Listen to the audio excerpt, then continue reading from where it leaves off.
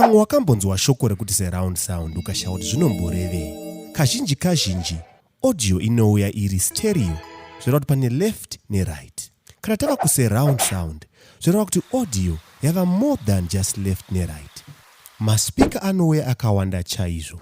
Dzimweni dzenguri unogona kuwana 5.1, zvoreva kuti ne5 main speakers ne1 bass. Uku kuwanda kwemaspika hazvingorevi kuti maspika akawanda achiridza chinhu chimwe chete. Chinoita kuti sound inonzi surround sound ive special ndechekuti maspika 5 awa anenge achiridza zvakasiyana zvinoenderana nokuti zvakarekodwa sei. Izvi zvinobatsira muteereri kuti anyatsokunzwa seari munzvimbo yezvaari kuona.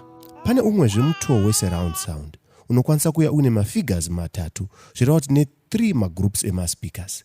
Semuenzaniso 24.2.4 zvoreva kuti tine 24 mamain speakers, 2 mabass ne4 ekumadziro.